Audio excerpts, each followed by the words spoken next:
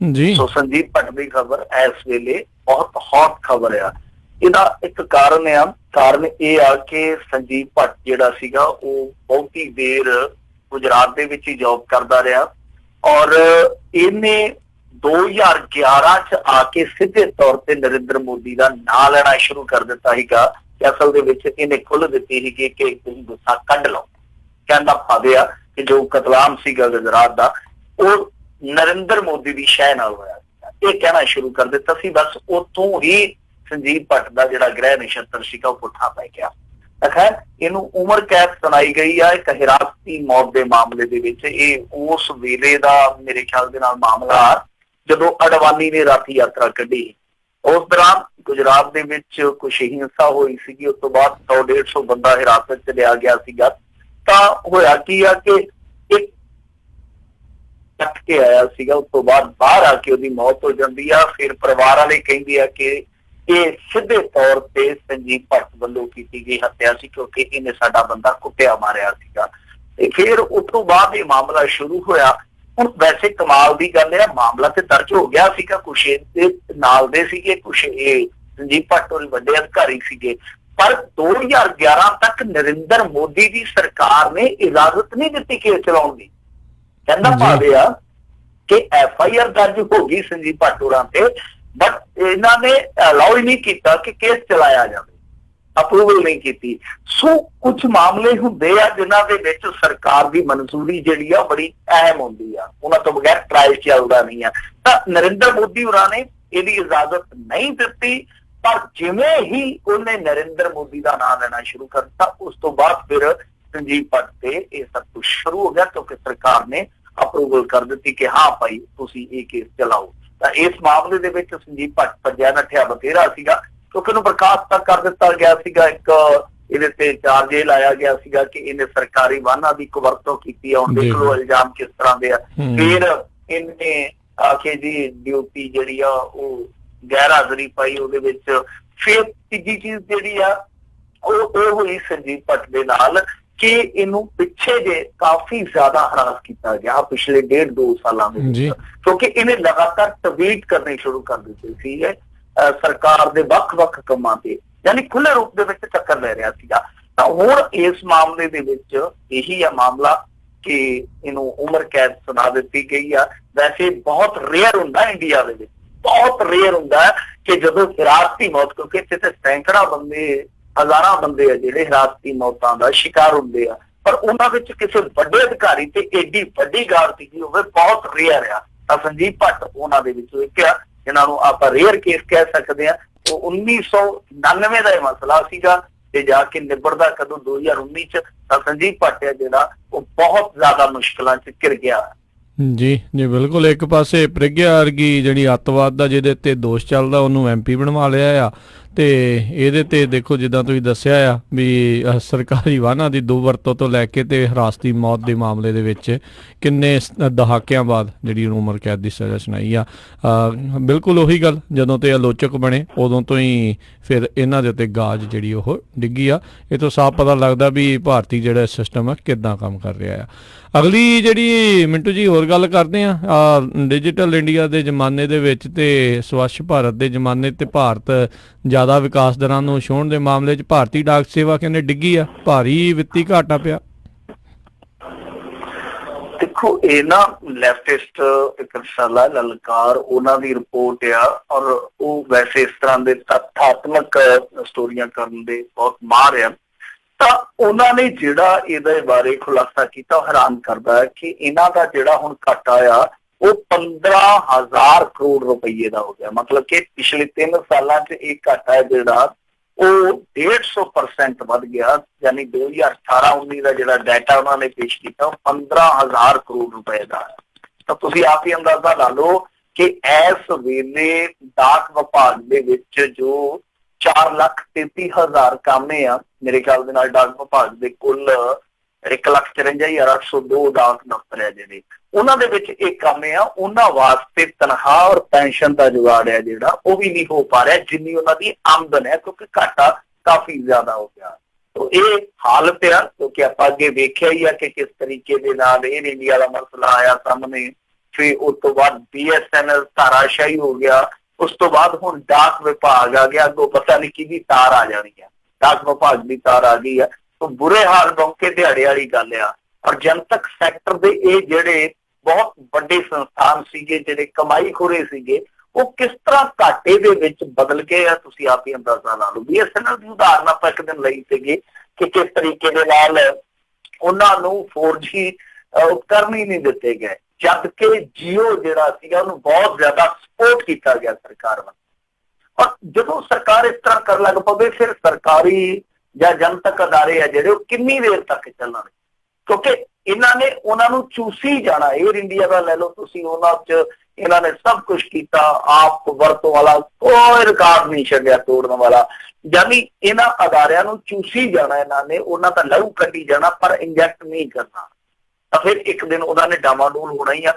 ਹੁਣ ਤੁਸੀਂ ਵੇਖੋ ਕਿ ਪ੍ਰਾਈਵੇਟ ਸੈਕਟਰ ਦੇ ਵਿੱਚ ਇਹਨਾਂ ਕਾਰੋਬਾਰੀਆਂ ਨੂੰ ਕਿੰਨੀਆਂ ਵੱਡੀਆਂ ਛੋਟਾਂ ਦਿੱਤੀਆਂ। ਮੋਦੀ ਸਰਕਾਰ ਦਾ ਵੀ ਅੰਕੜਾ ਕਿ ਇਹਨਾਂ ਨੇ ਹੁਣ ਤੱਕ 5,55,603 ਕਰੋੜ ਦਾ ਕਰਜ਼ਾ ਮਾਫ ਕਰ ਦਿੱਤਾ ਵੱਡੇ ਕਾਰੋਬਾਰੀਆਂ ਦਾ। ਤਾਂ ਜਿਹੜੇ ਇਹ ਪੈਕੇਜ ਉਹਨਾਂ ਨੂੰ ਜਾਂਦੇ, ਉਹਨਾਂ ਨੂੰ ਹਰੇਕ ਮਾਮਲੇ 'ਚ ਰਾਇਤ ਦਿੱਤੀ ਜਾਂਦੀ, ਘਰਾਂ ਦੇ ਵਿੱਚ ਰਾਇਤ ਦਿੱਤੀ ਜਾਂਦੀ, ਇੱਥੋਂ ਤੱਕ ਕਿ ਡਿਫਾਲਟਰ ਹੋਣ ਦੇ ਬਾਵਜੂਦ ਉਹਨਾਂ ਤੇ ਸਖਤਾਈ ਨਹੀਂ ਕੀਤੀ ਜਾਂਦੀ। ਤਾਂ ਦੂਸਰੇ ਪਾਸੇ ਇਹੋ ਜਿਹੇ ਅਦਾਰੇ ਆ ਜਿਹੜੇ ਉਹਨਾਂ ਨੂੰ ਉਹਨਾਂ ਦੇ ਹਾਲਤ ਤੇ ਛੱਡ ਦਿੱਤਾ ਜਾਂਦਾ, ਇੱਥੋਂ ਤੱਕ ਕਿ ਕਰਜ਼ੇ ਵੀ ਨਹੀਂ ਚੱਜ ਨਾਲ ਦਿੰਦੀ ਸਰਕਾਰ ਇਹਨਾਂ। ਸੋ ਇਹ ਇੱਕ ਸਿੱਧੇ ਤੌਰ ਤੇ ਕਹਿ ਲਈਏ ਕਿ ਨਿੱਜੀਕਰਨ ਦਾ ਇੱਕ ਰਸਤਾ ਹੈ, ਜਿਹਦੇ ਵਿੱਚ ਸਭ ਕੁਝ ਇਹ ਨਿੱਜੀਕਰਨ ਦੇ ਹਵਾਲੇ ਕਰਨ ਜਾ ਰਹੇ ਆ। ਔਰ ਮੇਰੇ ਖਿਆਲ ਦੇ ਨਾਲ ਜਿੱਦਾਂ ਹੋਰ ਮੁਨਾਫਾਖੋਰ ਇਹਨਾਂ ਦੇ ਅਦਾਰੇ ਆ, ਬਹੁਤ ਜਲਦੀ ਤੁਸੀਂ ਦੇਖੋ ਉਹਨਾਂ ਦੇ ਵਿੱਚ ਵੀ ਨਿੱਜੀ ਨਿਵੇਸ਼ ਹੈ ਜਿਹੜਾ ਉਹ ਖੋਲ ਦਿੱਤਾ ਜਾਊਗਾ। ਸੋ ਡਾਕ ਦੀ ਡਾਕ ਇਹੋ ਆ ਕਿ ਡਾਕ ਜਿਹੜੀ ਆ ਉਹ ਕਈ ਠਾਠ ਮੰਨਣ ਤੋਂ ਬਾਅਦ ਹੁਣ ਬਿਲਕੁਲ ਧਾਰਾਸ਼ਾਹੀ ਹੋ ਚੁੱਕੀ। ਜੀ ਜੀ। ਅਗਲੀ ਗੱਲ ਕਰਦੇ, ਕਹਿੰਦੇ ਇੰਸਪੈਕਟਰ ਇਲਾਜ ਦੇ ਬਹਾਨੇ ਘਰ ਭੇਜਿਆ ਤੇ ਵੀਡੀਓ ਹੋਈ ਵਾਇਰਲ। ਦੇਖੋ, ਜਿਹੜਾ ਇਹ ਇੰਸਪੈਕਟਰ ਆ, ਇੱਕ ਐਨਕਾਊਂਟਰ ਦੇ ਮਾਮਲੇ ਦੇ ਵਿੱਚ ਰੋਪੜ ਜੇਲ੍ਹ 'ਚ ਬੰਦ ਹੋਆ, ਤੇ ਰੋਪੜ ਜੇਲ੍ਹ ਦੇ ਵਿੱਚ ਜਿਹੜਾ ਬੰਦਾ ਬੰਦ ਹੈ ਉਹ ਘਰ ਦੀ ਸੈਰ ਕਰਦਾ ਪਿਆ, ਤਾਂ ਮਤਲਬ ਇਹ ਆ ਕਿ ਕੁਝ ਖਾਸ ਉਹਦੇ ਤੇ ਦਇਆ ਦ੍ਰਿਸ਼ਟੀ ਇਹਨਾਂ ਦੀ ਹੈ। ਇਹ ਹੋਇਆ ਕਿ ਜਿਹੜੇ ਪੀੜਤ ਸੀਗੇ ਉਹਨਾਂ ਨੂੰ ਪਤਾ ਲੱਗਿਆ ਕਿ ਜਿਹੜਾ ਇਹ ਇੰਸਪੈਕਟਰ ਆ, ਸਾਬਕਾ ਇੰਸਪੈਕਟਰ ਆ, ਇਹ ਗਾਏ ਬਗਾਏ ਆਪਣੇ ਘਰੇ ਚਲੇ ਜਾਂਦਾ। ਉਹਨਾਂ ਨੇ ਫਿਰ ਤਾਲ ਰੱਖੀ, ਜਦੋਂ ਪਤਾ ਲੱਗਿਆ ਕਿ ਇਹ ਹੁਣ ਮੁਹਾਲੀ ਦੇ ਵਿੱਚ ਜੋ ਇਹਦੀ ਸਥਿਤ ਰਿਹਾਇਸ਼ ਸੀਗੀ ਉੱਥੇ ਆ, ਤੇ ਉਹ ਭੱਜ ਕੇ ਉੱਥੇ ਚਲੇ ਗਏ। ਇਹਨਾਂ ਨੇ ਇੰਤਜ਼ਾਰ ਕੀਤਾ, ਜਦੋਂ ਬਾਹਰ ਨਿਕਲਿਆ ਗੱਡੀ ਦੇ ਵਿੱਚ ਬੈਠਣ ਲੱਗਾ ਤੇ ਉਹਨਾਂ ਨੇ ਵੀਡੀਓ ਸ਼ੂਟ ਕਰ ਲਿਆ। ਫਿਰ ਜਦੋਂ ਇਹਨਾਂ ਨੂੰ ਪਤਾ ਲੱਗਿਆ, ਭੱਜ ਭੱਗੇ ਕਿ ਅਸੀਂ ਹੁਣ ਜੇਲ੍ਹ 'ਚ ਪਹੁੰਚ ਕੇ ਜਾ ਕੇ ਸੱਟੇ ਹੋਈਏ, ਤੇ ਉਹਨਾਂ ਨੇ ਫਿਰ ਆਪਣੇ ਬੰਦੇ ਜੇਲ੍ਹ ਦੇ ਅੱਗੇ ਵੀ ਠੱਲ ਦਿੱਤੇ। ਜਦੋਂ ਜੇਲ੍ਹ 'ਚ ਐਂਟਰ ਹੋਣ ਲੱਗੇ ਤੇ ਉਦੋਂ ਫਿਰ ਜੇਲ੍ਹ ਦੇ ਵਿੱਚੋਂ ਵੀ ਵੀਡੀਓ ਜਿਹੜੀ ਆ ਬਣ ਗਈ, ਮਤਲਬ ਕਿ ਜੇਲ੍ਹ ਦਾ ਜਿਹੜਾ ਮੇਨ ਗੇਟ ਸੀਗਾ, ਆਹ ਦੇਖ ਲਓ। ਸੋ ਦੋਨੇ ਵੀਡੀਓ ਹੈ ਜਿਹੜੀਆਂ ਵਾਇਰਲ ਹੋ ਗਈਆਂ, ਮੀਡੀਆ ਦੇ ਵਿੱਚ ਆ ਗਈਆਂ। ਹੁਣ ਜਿਹੜੇ ਅਫਸਰਾਨ ਹੈ ਉਹ ਕਹਿੰਦੇ ਕਿ ਅਸੀਂ ਇਹਦੇ ਤੇ ਕਾਰਵਾਈ ਕਰਾਂਗੇ, ਪਰ ਇਹ ਮਾਮਲਾ ਪਹਿਲਾ ਮਾਮਲਾ ਨਹੀਂ ਹੈ ਮੇਰੇ ਖਿਆਲ ਦੇ ਨਾਲ। ਜੇ ਮੈਂ ਭੁੱਲਦਾ ਨਹੀਂ ਆ ਤਾਂ ਜਿਹੜੇ ਜਸਵੰਤ ਸਿੰਘ ਖਾਲੜਾ ਵਾਲੇ ਮਾਮਲੇ ਦੇ ਵਿੱਚ ਸਜ਼ਾ ਯਾਫਤਾ ਹੋਏ ਸੀਗੇ ਪੁਲਿਸ ਕਰਮਚਾਰੀ, ਉਹਨਾਂ ਦੇ ਵਿੱਚੋਂ ਵੀ ਇੱਕ ਬੰਦੇ ਤੇ ਇਹੋ ਹੀ ਦੋਸ਼ ਲੱਗਦਾ ਸੀਗਾ, ਉਹ ਵੀ ਸ਼ਾਇਦ ਇੰਸਪੈਕਟਰ ਰੈਂਕ ਦਾ ਹੀ ਸੀਗਾ, ਕਿ ਉਹ ਬੰਦਾ ਸਿੱਧੇ ਤੌਰ ਤੇ VIP ਟ੍ਰੀਟਮੈਂਟ ਹੀ ਨਹੀਂ ਲੈਂਦਾ, ਗਾਇਬ ਬਗੈਰ ਘਰੇ ਵੀ ਚਲੇ ਜਾਂਦਾ। ਤੇ ਇਹ ਚੀਜ਼ਾਂ ਜਿਹੜੀਆਂ ਨੇ ਉਹ ਅੱਗੇ ਵੀ ਆਪਾਂ ਵੇਖੀਆਂ ਕਿ ਕਿਸ ਤਰੀਕੇ ਦੇ ਨਾਲ ਜਿਹੜੇ ਵੱਡੇ ਕਾਰੋਬਾਰੀ, ਖਾਸ ਤੌਰ ਤੇ ਭੰਗੂ ਦੇ ਮਾਮਲੇ 'ਚ, ਜੋ ਥੋੜਾ ਸਮਾਂ ਜੇਲ੍ਹ 'ਚ ਰਿਹਾ, ਬਹੁਤਾ ਸਮਾਂ ਹਸਪਤਾਲ 'ਚ ਰਿਹਾ, ਤੇ ਹਸਪਤਾਲ 'ਚੋਂ ਖਬਰੇ ਆ ਰਹੀ ਸੀਗੀ ਕਿ ਲਾਗੇ ਬੰਦੇ ਨਹੀਂ ਕੋਈ ਜਾਣ ਦਿੰਦੇ ਬੰਦੇ ਨੂੰ, ਤੇ ਉੱਥੇ ਹੋ ਸਕਦਾ ਕਿ ਉਹ ਆਪਣਾ ਕਾਰੋਬਾਰ ਵੀ ਬੈਠਾ ਚਲਾਈ ਜਾਂਦਾ ਹੋਵੇ। ਸੋ ਇਹ ਇੱਕ ਬੜਾ ਗੰਭੀਰ ਮਸਲਾ, ਕਿਉਂਕਿ ਬਹੁਤ ਸਾਰੀਆਂ ਉਡਾਰੀਆਂ ਵੱਜੀਆਂ ਇਸ ਤਰ੍ਹਾਂ, ਕਿਉਂਕਿ ਇਹ ਭੇਜ ਜਾਂਦੇ ਆ ਜਾਂ ਵਿਕ ਜਾਂਦੇ ਆ, ਪੁਲਿਸ ਵਾਲੇ ਗਾਰਡ ਵਾਲੇ ਜਿਹੜੇ ਆ ਉਹ ਫਿਰ ਬੰਦਿਆਂ ਨੂੰ ਇੱਧਰ ਉੱਧਰ ਲੈ ਜਾਂਦੇ ਆ। ਕਈ ਵਾਰ ਬੰਦੇ ਜਿਹੜੇ ਆ ਉਹਨਾਂ ਦੀ ਨੀਤ 'ਚ ਖੋਟ ਆ ਜਾਂਦੀ ਆ, ਉਹ ਨਿਕਲ ਜਾਂਦੇ ਆ, ਫਿਰ ਹੱਥ ਤੇ ਹੱਥ ਮਾਰ ਕੇ ਰੋਂਦੇ ਆ। ਤਾਂ ਕਹਿਣ ਦਾ ਭਾਵ ਇਹ ਹੋ ਕਿ ਸਖਤੀ ਹੋਣੀ ਚਾਹੀਦੀ ਇਹੋ ਜਿਹੇ ਮਾਮਲਿਆਂ 'ਚ, ਪਰ ਅਸੀਂ ਵੇਖਿਆ ਇਸ ਤਰ੍ਹਾਂ ਦੀ ਸਖਤੀ ਜਿਹੜੀ ਉਹ ਇੱਕਾ ਦੁੱਕਾ ਮਾਮਲਿਆਂ 'ਚ ਜੇ ਕਰ ਵੀ ਦਿੰਦੇ ਆ ਤਾਂ ਬਹੁਤਾ ਚਿਰ ਉਹ ਰਹਿੰਦੀ ਨਹੀਂ ਆ। ਇੱਥੇ ਹਾਲ ਇਹ ਆ, ਤੁਹਾਨੂੰ ਸ਼ਾਇਦ ਯਾਦ ਹੋਵੇ, ਜੇ ਨਹੀਂ ਤੇ ਮੈਂ ਤੁਹਾਨੂੰ ਦੱਸਦਾ, ਇੱਕ ਪੰਜਾਬ ਦੇ ਵਿੱਚ ਘਟਨਾ ਵਾਪਰੀ ਸੀ ਬੜੀ ਦਿਲਚਸਪ। ਪਿਛਲੀ ਸਰਕਾਰ ਦਾ ਇੱਕ ਚੇਤਾ ਬੰਦਾ ਜੇਲ੍ਹ 'ਚ ਚਲੇ ਗਿਆ, ਉਹਦੀ ਉੱਥੇ ਯਾਰੀ ਦੋਸਤੀ ਪੈ ਗਈ ਇੱਕ ਬੰਦੇ ਦੇ ਨਾਲ। ਉਹ ਜਿਹੜਾ ਚੇਤਾ ਸੀਗਾ, ਨੇਤਾ ਸੀਗਾ, ਉਹ ਬਾਹਰ ਆ ਗਿਆ। ਉਧਰੋਂ ਉਹ ਜਿਹੜਾ ਅੰਦਰ ਸੀ ਉਹਦੀ ਭੈਣ ਦਾ ਵਿਆਹ ਆ ਗਿਆ, ਉਹਨੇ ਟੈਲੀਫੋਨ ਕੀਤਾ ਅੰਦਰੋਂ। ਅੱਜ ਕੱਲ ਤੁਹਾਨੂੰ ਪਤਾ ਸਹੂਲਤਾਂ ਜਿਹੜੀਆਂ ਸਾਰੀਆਂ ਦਿੱਤੀਆਂ ਜਾਂਦੀਆਂ ਅੰਦਰ ਹੀ, ਅੰਦਰ ਮਿਲ ਜਾਂਦੀਆਂ ਨੇ ਜਾਂ ਕਹਿ ਲਈਏ, ਤਾਂ ਉਹਨੇ ਫੋਨ ਮਾਰਿਆ ਕਿ ਹੁਣ ਤੂੰ ਮੇਰਾ ਫਸਿਆ ਗੱਡਾ ਕੱਢ, ਭੈਣ ਦਾ ਵਿਆਹ, ਛੁੱਟੀ ਮਿਲਦੀ ਨਹੀਂ ਪਈ। ਤਾਂ ਉਹਨੇ ਕੀ ਕੀਤਾ ਕਿ ਸੈਟਿੰਗ ਕਰਕੇ ਜੇਲ੍ਹ ਦੇ ਅੰਦਰੋਂ ਡਾਕਟਰ ਨੂੰ ਕਿਹਾ ਕਿ ਇਹਨੂੰ ਬਾਹਰ ਭੇਜ ਦੇ, ਬਾਕੀ ਕੰਮ ਸਾਡਾ। ਉਹਨੇ ਲਿਖ ਦਿੱਤਾ ਕਿ ਇਹਨੂੰ ਚੈੱਕਅਪ ਵਾਸਤੇ ਫਲਾਣੇ ਦਿਨ ਬਾਹਰ ਘੱਲਿਆ ਜਾਵੇ। ਗਾਰਡ ਆ ਗਈ, ਗਾਰਡ ਵਾਲਿਆਂ ਨਾਲ ਸੈਟਿੰਗ ਹੋ ਗਈ, ਬੰਦਾ ਜਿਹੜਾ ਉਹ ਆਪਣੀ ਭੈਣ ਦੇ ਵਿਆਹ 'ਚ ਚਲੇ ਗਿਆ ਤੇ ਪੁਲਿਸ ਵਾਲੇ ਦੂਸਰੀਆਂ ਵਰਦੀਆਂ ਪਾ ਕੇ ਨਾਲ ਆ ਗਏ। ਉਹ ਉੱਥੇ ਗੁਲਾਬ ਜਾਮਨ ਇੱਕ ਪਾਸੇ ਬੈਠੇ ਖਾਧੀ ਜਾਂਦੇ ਸੀਗੇ, ਉਹ ਜਿਹੜਾ ਬੰਦਾ ਸੀਗਾ ਜੇਲ੍ਹ ਦੇ ਵਿੱਚੋਂ ਗਿਆ, ਉਹ ਉੱਥੇ ਹਲਵਾਈਆਂ ਕੋਲੋਂ ਫੜ ਕੇ ਪਨੀਰ ਵਾਲੇ ਪਕੌੜੇ ਤੇ ਦੂਜਿਆਂ ਨੂੰ ਵਰਤਾਈ ਜਾਂਦਾ ਸੀਗਾ। ਲੋਕੀ ਹੈਰਾਨ ਸੀਗੇ, ਇਹ ਬੰਦਾ ਜੇਲ੍ਹ ਦੇ ਵਿੱਚੋਂ ਪੁੱਛਦੇ ਇੱਕ ਦੂਜੇ ਨੂੰ ਕਿ ਜ਼ਮਾਨਤ ਹੋ ਗਈ ਆ, ਤੇ ਉਹ ਨਹੀਂ ਕਹਿੰਦੇ ਜ਼ਮਾਨਤ ਤੇ ਨਹੀਂ ਹੋਈ, ਹਾਂ ਇਮਾਨਤ ਜ਼ਰੂਰ ਹੋ ਗਈ, ਇਮਾਨਤ ਦਿੱਤੀ ਆ ਥੋੜੀ ਜਿਹੀ, ਸੋ ਇਸ ਕਰਕੇ ਖੁੱਲ ਮਿਲ ਗਈ ਆ। ਤੇ ਜਦੋਂ ਇਹ ਮਾਮਲਾ ਪਾਸ਼ ਹੋਇਆ, ਇਹ ਕਿੱਥੋਂ ਤੱਕ ਚਲੇ ਗਏ, ਤੇ ਲੋਕੀ ਕਹਿੰਦੇ ਸੀ ਜੇ ਥੋੜੇ ਜਿਹੇ ਪੈਸੇ ਹੋਰ ਦੇ ਦਿੰਦਾ ਤੇ ਹੋ ਸਕਦਾ ਸੀ ਉਹਦੀ ਭੈਣ ਦੀ ਡੋਲੀ ਮੋਢਿਆਂ ਤੇ ਚੁੱਕ ਕੇ ਉਹਦੇ ਸਹੁਰਿਆਂ ਦੇ ਘਰ 'ਚ ਛੱਡ ਆਉਂਦੇ। ਇਹ ਇੱਥੋਂ ਤੱਕ ਚਲੇ ਜਾਂਦੇ ਆ। ਸੋ ਇਹ ਹਾਲ ਆ ਬਹੁਤ, ਮੈਂ ਕਹੂੰਗਾ ਕਿ ਇਹ ਬਹੁਤ ਸਾਡੇ ਸਿਸਟਮ ਵਾਸਤੇ ਸ਼ਰਮਨਾਕ ਵਰਤਾਰਾ ਕਿ ਸਜ਼ਾ ਯਾਫਤਾ ਬੰਦੇ, ਔਰ ਖਾਸ ਤੌਰ ਤੇ ਜਿਹੜੇ ਲੋਕ ਐਨਕਾਊਂਟਰਾਂ 'ਚ ਸ਼ਾਮਲ ਰਹੇ ਆ, ਉਹਨਾਂ ਨੂੰ ਨਾ ਸਿਰਫ VIP ਟ੍ਰੀਟਮੈਂਟ ਦਿੱਤਾ ਜਾਂਦਾ, ਘਰ ਤੱਕ ਖੜਿਆ ਜਾਂਦਾ, ਬਲਕਿ ਪਿੰਕੀ ਵਰਗੇ ਦੀ ਤੁਹਾਨੂੰ ਪਤਾ ਹੀ ਆ ਕਿ ਸਜ਼ਾ ਤੱਕ ਮਾਫ ਕਰ ਦਿੱਤੀ ਜਾਂਦੀ ਹੈ। ਜੀ ਜੀ ਜੀ।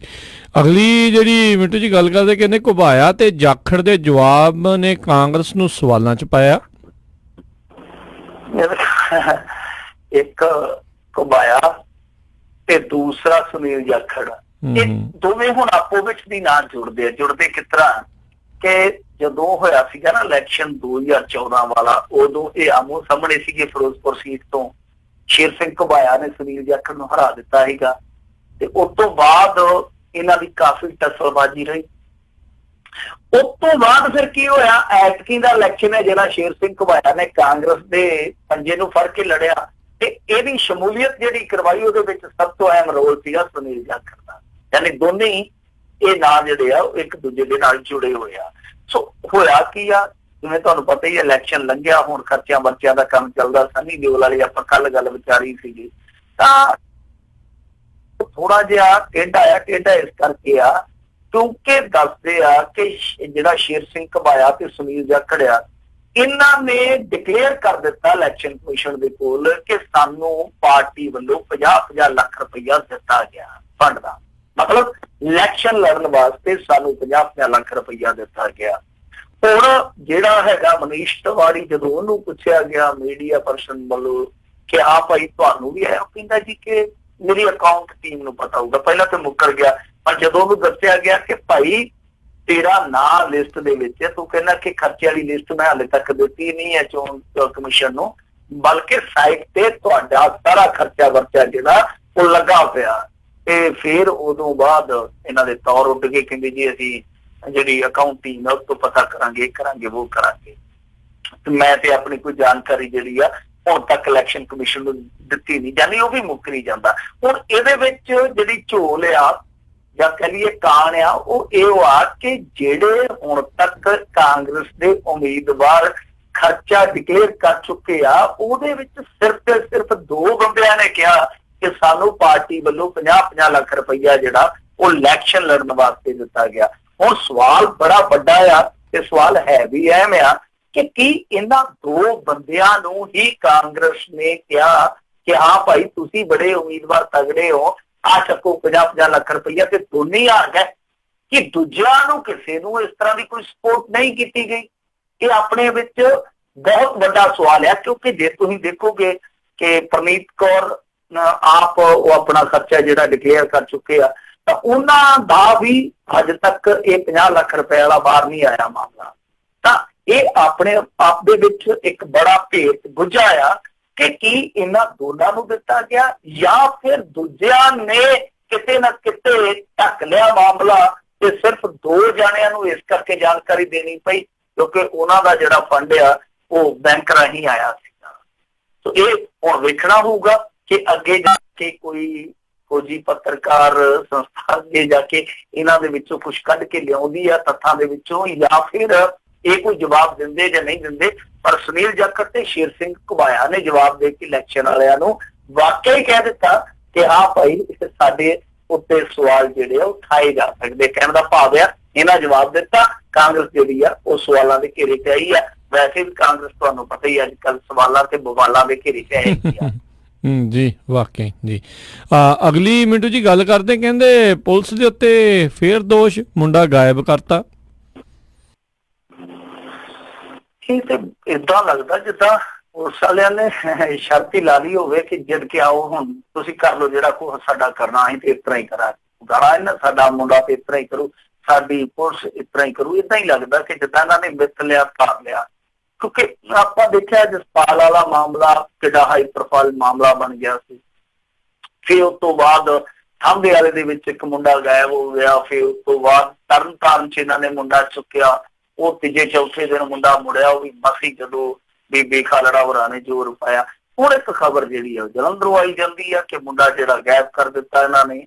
ਇਹ ਮਾਮਲਾ ਕੁਛ ਇਸ ਤਰ੍ਹਾਂ ਸੀਗਾ ਕਿ ਮੁੰਡਾ ਚੁੱਕ ਲਿਆ ਤੇ ਜਿਹੜੇ ਉਸ ਪਿੰਡ ਦੇ ਸਰਪੰਚ ਸੀਗੇ ਉਹ ਗਏ, ਉਹਨਾਂ ਨੂੰ ਕਿਹਾ ਕਿ 3 ਵਜੇ ਮੁੰਡਾ ਜਿਹੜਾ ਉਹ ਛੱਡ ਦਿਆਂਗੇ। ਉਹ ਫੇਰ ਗਏ, ਕਹਿੰਦੇ ਜੀ ਥਾਣੇਦਾਰ ਹੈ ਨੀ ਗਾ, 5 ਵਜੇ ਆਇਓ।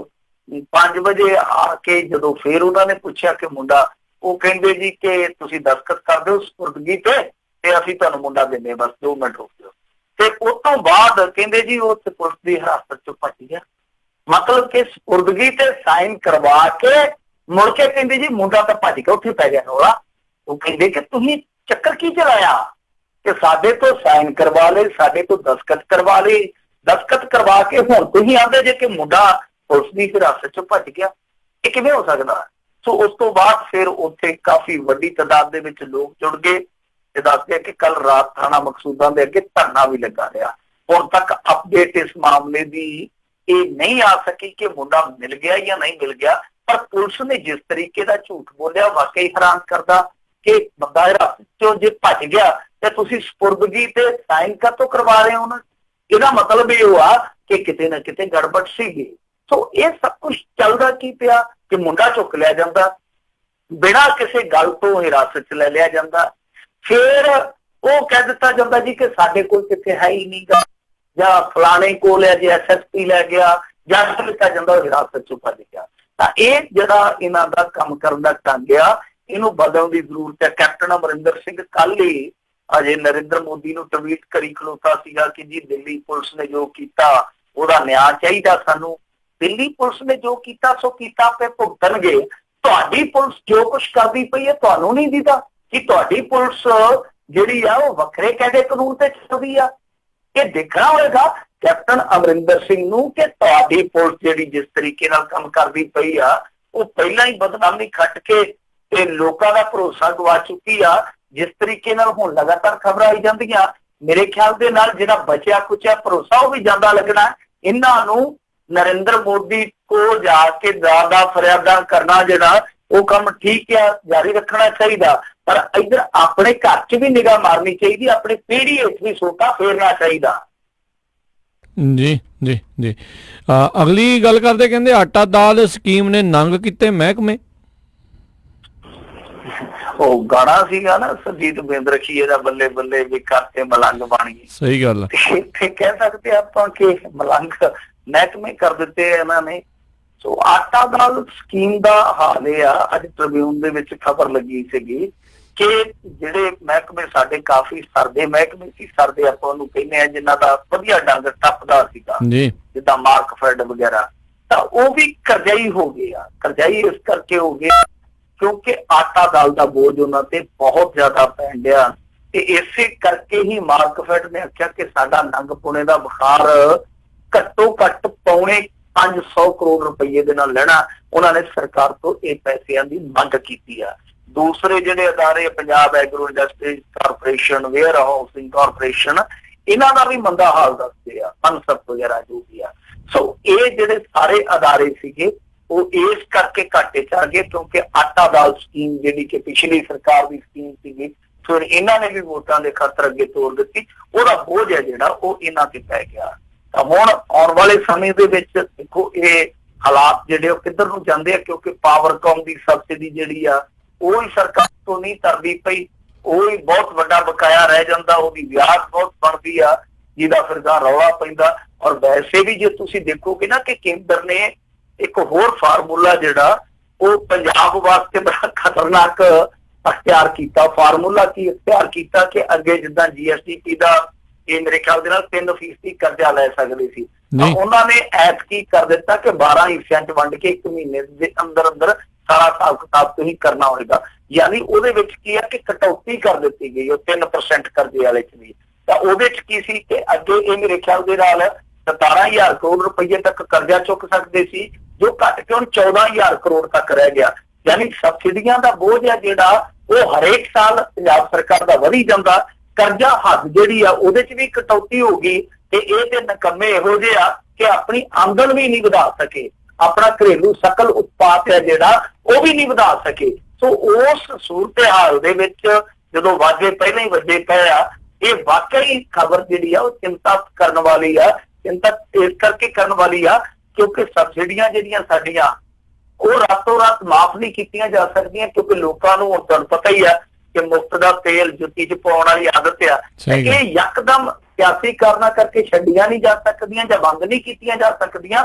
ਤਾਂ ਦੂਸਰੇ ਪਾਸੇ ਆਮਦਨ ਵੱਧ ਨਹੀਂ ਰਹੀ, ਇਹਦਾ ਮਤਲਬ ਹੈ ਕਿ ਜਿਹੜਾ ਇਹਨਾਂ ਦਾ ਆਰਥਿਕ ਕ੍ਰਾਈਸਿਸ ਆ ਪੰਜਾਬ ਸਰਕਾਰ ਦਾ ਉਹ ਵਧੇਗਾ। ਤਾਂ ਸਿੱਧੇ ਤੌਰ ਤੇ ਆਪਾਂ ਕਹਿ ਸਕਦੇ ਹਾਂ ਸਾਡੇ ਲੋਕ ਹਾਲੇ ਵੀ ਕਹੀ ਜਾਂਦੇ ਆ ਸਾਨੂੰ ਜੋ ਮਿਲਦਾ ਉਹ ਲੈਣ ਦਿਓ, ਸਰਕਾਰ ਆ ਕਰੇ, ਸਰਕਾਰ ਉਹ ਕਰੇ, ਸਰਕਾਰ ਜਿੱਥੋਂ ਮਰਜ਼ੀ ਲਿਆਵੇ। ਸਰਕਾਰ ਕੋਲ ਕੀ ਆ, ਉਹ ਤੇ ਪੰਜਾਬ ਨੂੰ ਵੇਚੀ ਜਾਂਦੇ ਆ, ਥੋੜਾ ਬਹੁਤ ਉਹ ਵੇਚ ਕੇ ਸੀ, ਬਹੁਤਾ ਜਿਹੜਾ ਰਹਿੰਦਾ ਉਹ ਇਹ ਵੇਚ ਦੇਣਗੇ। ਸੋ ਇਹਨਾਂ ਨੇ ਤੁਹਾਨੂੰ ਕਰਜ਼ਾ ਚੁੱਕ ਕੇ ਦੇਣਾ, ਜਿੰਨਾ ਮਰਜ਼ੀ ਖਾਈ ਚਲੋ, ਜਿੰਨਾ ਮਰਜ਼ੀ ਲਈ ਚਲੋ। ਸੋ ਆਟਾ ਦਾਲ ਜਿਹੜੇ ਲੋੜਵੰਦ ਆ ਉਹਨਾਂ ਨੂੰ ਤਾਂ ਠੀਕ ਹੈ, ਚਲੋ ਦੇਣਾ ਵੀ ਚਾਹੀਦਾ। ਪਰ ਇੱਥੇ ਹਾਲ ਕੀ ਆ, ਮੇਰੇ ਕੋਲ ਸਾਰੇ ਅੰਕੜੇ ਆ, 2 ਕਰੋੜ 77 ਲੱਖ ਆਪਣੀ ਆਬਾਦੀ ਆ, 2 ਕਰੋੜ 77 ਲੱਖ ਤੇ 1 ਕਰੋੜ 55 ਲੱਖ ਗਰੀਬ ਆ।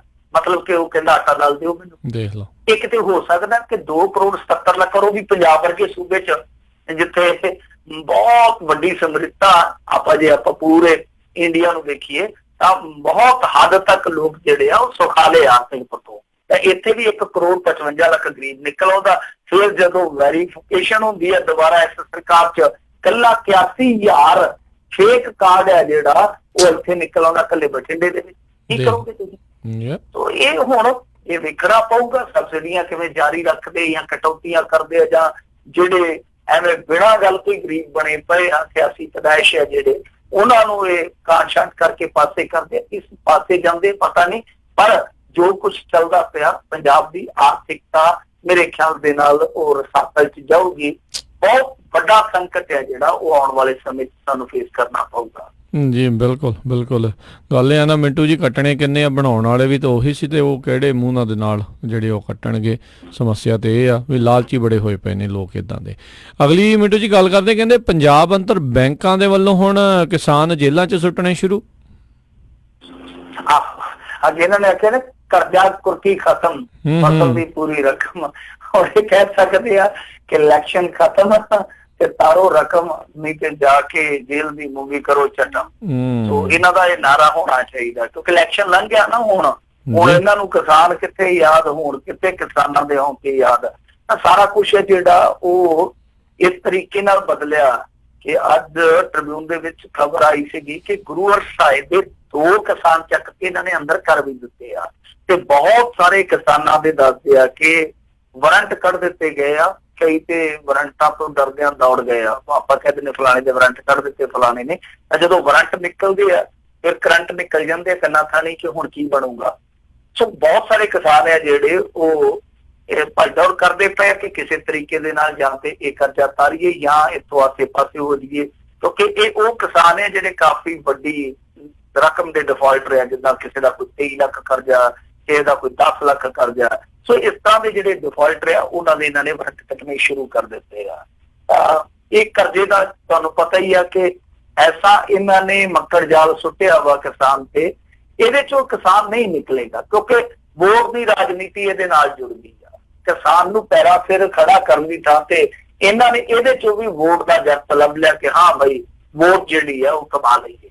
ਸੋ ਕਰਜ਼ਾ ਖਤਮ ਕਰਨਾ, ਕਰਜ਼ਾ ਘੱਟ ਕਰਨਾ ਜਾਂ ਕਰਜ਼ਾ ਜਿਹੜਾ ਉਹ ਮਾਫ ਕਰਨਾ ਥੋੜਾ ਬਹੁਤਾ, ਇਹ ਕਿਸਾਨੀ ਦੇ ਜਿਹੜੇ ਅਸਲ ਮੁੱਦੇ ਆ, ਅਸਲ ਮਸਲੇ, ਉਹਨਾਂ ਦਾ ਹੱਲ ਨਹੀਂ ਹੈ। ਇਹ ਵਾਰ-ਵਾਰ ਮਾਹਰ ਕਹਿ ਚੁੱਕੇ ਆ ਵੀ ਠੀਕ ਹੈ ਕਿ ਵਕਤੀ ਤੌਰ ਤੇ ਤੁਸੀਂ ਰਾਹ ਦੇ ਸਕਦੇ ਹੋ, ਪੱਕਾ ਹੱਲ ਨਹੀਂ ਹੈ।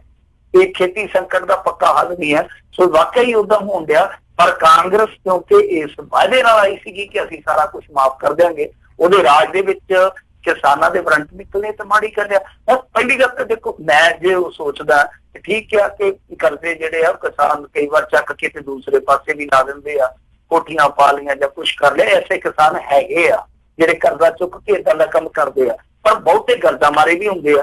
ਰੌਲਾ ਇਹ ਆ ਕਿ ਜੇ ਕੋਈ ਏਦਾਂ ਡਿਫਾਲਟ ਕਰਦਾ ਤਾਂ ਤੁਸੀਂ ਉਹਨੂੰ ਕੋਈ ਬਲੈਕ ਲਿਸਟ ਚ ਪਾ ਦਿਓ ਕਿ ਗਾਹ ਤੋਂ ਕਿਤੇ ਕਰਜ਼ਾ ਨਾ ਲੈ ਸਕੇ। ਹੁਣ ਗੱਲ ਇਹ ਆ ਕਿ ਜੇ ਕਿਸਾਨ ਡਿਫਾਲਟਰ ਹੋ ਗਿਆ, ਤੁਸੀਂ ਉਹਦੇ ਵਾਰੰਟ ਕੱਢ ਦਿੱਤੇ, ਝੋਨਾ ਉਹਨੇ ਲਾਉਣਾ, ਉਹ ਭੱਜ ਗਿਆ, ਮਹੀਨਾ 2 ਮਹੀਨੇ ਪਾਸੇ ਰਿਹਾ, ਉਹਦੀ ਫਸਲ ਬੀਜੀ ਨਹੀਂ ਗਈ, ਉਹ ਤਾਂ ਉਲਟਾ ਹੋਰ ਕਰਜ਼ਾਈ ਹੋਊਗਾ, ਤਾਂ ਉਹਦੇ ਕੋਲ ਫੇਰ ਕੋਈ ਚਾਰਾ ਨਹੀਂ ਬਚਣਾ। ਜੇ ਮੰਨ ਲਓ ਇੱਕ ਟਰੈਕਟਰ ਆ, ਕਿਸੇ ਦਾ ਟਰੈਕਟਰ ਕਰਜ਼ੇ ਤੇ ਆ, ਉਹਦੇ ਕੋਲ ਕਿੱਲਾ 1.5 ਕਿੱਲਾ ਪਹਿਲੀ ਉਹ ਟਰੈਕਟਰ ਕਿਰਾਏ ਤੇ ਵਾਹ ਕੇ ਉਹਦੇ ਨਾਲ ਆਪਣਾ ਗੁਜ਼ਾਰਾ ਬਸਰ ਕਰਦਾ, ਜੇ ਆਪਾਂ ਉਹਦਾ ਟਰੈਕਟਰ ਹੀ ਜ਼ਬਤ ਕਰ ਲਵਾਂਗੇ ਫਿਰ ਉਹ ਕੀ ਕਰੂਗਾ? ਉਹਦੀ ਤੇ ਜ਼ਿੰਦਗੀ ਜਿਹੜੀ ਆ ਖਤਮ ਹੋ ਜੂ, ਜ਼ਿੰਦਗੀ ਜਿਹੜੀ ਆ ਰੁਕ ਜਾਊਗੀ। ਤਾਂ ਕਹਿਣ ਦਾ ਭਾਵ ਇਹ ਆ ਕਿ ਕਿਸਾਨਾਂ ਦਾ ਠੀਕ ਹੈ ਕਿ ਕਰਜ਼ੇ ਵਾਲਾ ਚੱਲਣ ਜਿਹੜਾ ਉਹ ਕੁਛ ਮਾਮਲਿਆਂ ਦੇ ਵਿੱਚ ਗਲਤ ਵੀ ਆ, ਪਰ ਜਿਸ ਤਰੀਕੇ ਦੇ ਨਾਲ ਕਿਸਾਨਾਂ ਨੂੰ ਫੜ ਕੇ ਅੰਦਰ ਸੁੱਟ ਦਿੱਤਾ ਜਾਊਗਾ ਜਾਂ ਕੋਸ਼ਿਸ਼ ਕੀਤੀ ਜਾ ਰਹੀ ਹੈ, ਜਿਸ ਤਰੀਕੇ ਨਾਲ ਭਜਾਇਆ ਜਾ ਰਿਹਾ, ਉਹਦੇ ਨਾਲ ਕੀ ਆ ਕਿ ਕਿਸਾਨ ਦਾ ਜਿਹੜਾ ਸੰਕਟ ਉਹ ਵਧੇਗਾ। ਕਰਜ਼ਾ ਉਹਨੇ ਮੋੜਨਾ ਕਿਤੇ, ਜਦੋਂ ਜੇਲ੍ਹ 'ਚ ਤੁਸੀਂ ਸੁੱਟ ਦਿੱਤਾ, ਹੁਣ ਜੇਲ੍ਹ ਦੇ ਵਿੱਚ ਉਹ ਕਸਤੂਰੀ ਥੋੜੀ ਵੇਚੂਗਾ, ਉੱਥੇ ਉਹਨੇ ਕੀ ਕਰਨਾ? ਜੇ ਬਾਹਰ ਰਹੂਗਾ ਤਾਂ ਫਿਰ ਤਾਂ ਇਮਕਾਨ ਵੀ ਆ, ਸੰਭਾਵਨਾ ਵੀ ਆ ਕਿ ਥੋੜਾ ਬਹੁਤਾ ਮੁੜ ਸਕਦਾ। ਜੇ ਚੱਕ ਕੇ ਅੰਦਰ ਸੁੱਟ ਦਿਓਗੇ ਤੇ ਫਿਰ ਉਹਨੇ ਕਰਜ਼ਾ ਕਿੱਥੋਂ ਮੋੜਨਾ? ਜੀ ਜੀ ਬਿਲਕੁਲ, ਉੱਦਾਂ ਦੇ ਭੋਲੇ ਭਾਲੇ ਵੋਟਰ ਆ, ਇਹਨਾਂ ਦੀਆਂ ਗੱਲਾਂ ਦੇ ਵਿੱਚ ਆ ਜਾਂਦੇ ਨੇ ਵੀ ਸ਼ਾਇਦ ਕਿਤੇ ਵਾਕਈ ਇਹਨਾਂ ਨੇ ਜੋ ਕਿਹਾ ਆ ਉਹ ਕਰ ਦੇਣਾ ਆ। ਤੇ ਮਿੰਟੂ ਜੀ ਬਹੁਤ ਬਹੁਤ ਤੁਹਾਡਾ ਧੰਨਵਾਦ, ਤੁਸੀਂ ਸਾਡੇ ਨਾਲ ਜੁੜੇ ਇਹਨਾਂ ਖਬਰਾਂ ਬਾਰੇ ਜਾਣਕਾਰੀ ਦਿੱਤੀਆਂ। ਅਗਲੀ ਵਾਰ ਤੱਕ ਲਈ ਬੜੀ ਮਿਹਰਬਾਨੀ, ਪਿਆਰ ਭਰੀ ਸਤਿ ਸ਼੍ਰੀ ਅਕਾਲ ਜੀ। ਸਤਿ ਸ੍ਰੀ ਅਕਾਲ ਜੀ। ਤੇ ਸੋਤੇ ਇੱਥੇ ਸਾਡਾ ਅੱਜ ਦਾ ਪ੍ਰੋਗਰਾਮ ਸਮਾਪਤ। ਮਿਲਦੇ ਹਾਂ ਅਗਲੀ ਵਾਰ, ਉਦੋਂ ਤੱਕ ਲਈ ਮੇਰੇ ਵੱਲੋਂ ਵੀ ਪਿਆਰ ਭਰੀ ਸਤਿ ਸ਼੍ਰੀ ਅਕਾਲ ਜੀ। ਉਹਦੇ ਵਾਸਤੇ ਰਹੋ, ਹੱਸਦੇ ਖੇਲਦੇ ਰਹੋ, ਸੁਣਦੇ ਰਹੋ ਪੰਜਾਬੀ ਰੇਡੀਓ USA।